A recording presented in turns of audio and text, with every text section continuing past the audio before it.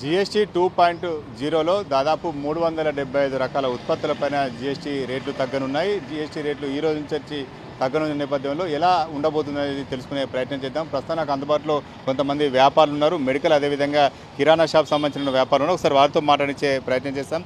దాదాపు మెడిసిన్ మీద జీఎస్టీ తగ్గింది. ఎట్లా ఉండబోతుంది అనుకుంటున్నాను? బిజినెస్ పరంగా ఎట్టి పరిస్థితుల్లో ఇబ్బంది ఉండదు. ఎందుకంటే వారు కూడా ఇదివరకు లాగానే ఇప్పుడు జీఎస్టీ రాకముందు కూడా షాపులు నడిచినాయి, బిజినెస్లు నడిచినాయి, నష్టం ఏం లేదు, అందరూ లాభంగానే ఉన్నారు.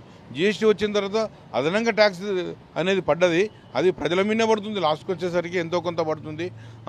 ప్రభుత్వం కూడా ఇప్పుడు ఇంత పర్సెంటేజ్ జీఎస్టీ తగ్గించడంతో షాపులకు బిజినెస్లకు నష్టం లేదు, షాపుకు నష్టం లేదు. లాభపడేది మాత్రం ఎవరైతే పర్చేసింగ్ చేస్తారో, కొనుక్కుంటారో వారు ఈ జీఎస్టీ ద్వారా మందుల నుంచి కొంత ఉపశమనం కలిగిందని చెప్పవచ్చును.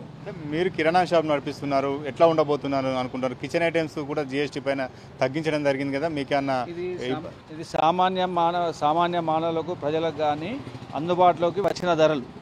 ఈ కేంద్ర ప్రభుత్వం తీసుకున్న నిర్ణయాలు సరిగానే ఉన్నాయి.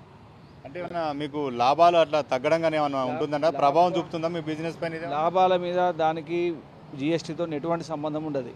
ఇది మా ప్రజలకు అందుబాటులోకి తగ్గింపు ధరలు అంతే. అంటే మీ కిచెన్ సంబంధించినటువంటి ఎటువంటి ఐటమ్స్ మీద తగ్గే అవకాశం ఉందనుకుంటున్నారు?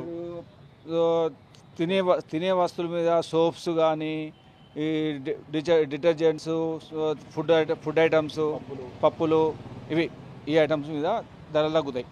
మొత్తానికైతే జీఎస్టీ తగ్గడం పట్ల కూడా కొంత వ్యాపారులు కూడా సానుకూలమైనటువంటి పరిస్థితిని వారంతా కూడా వ్యక్తం చేస్తున్నారు. వారు సానుకూలంగానే ఉన్నారని చెప్పుకోవచ్చు. జీఎస్టీ తగ్గడం వల్ల కొంత పేద మధ్యతరగతి ప్రజలకు లాభమే కాదు, వ్యాపారాలకు కూడా ఎటువంటి నష్టం ఉండదని చెప్తున్నారు. అయితే జీఎస్టీ తగ్గించడం మొత్తం ఇటు వ్యాపారులు కావచ్చు, సామాన్య ప్రజలకు కావచ్చు కొంత హర్షం వ్యక్తం చేస్తున్నారు. కెమెరా పర్సన్ సుధీర్తో సతీష్, 10 టీవీ, కరీంనగర్.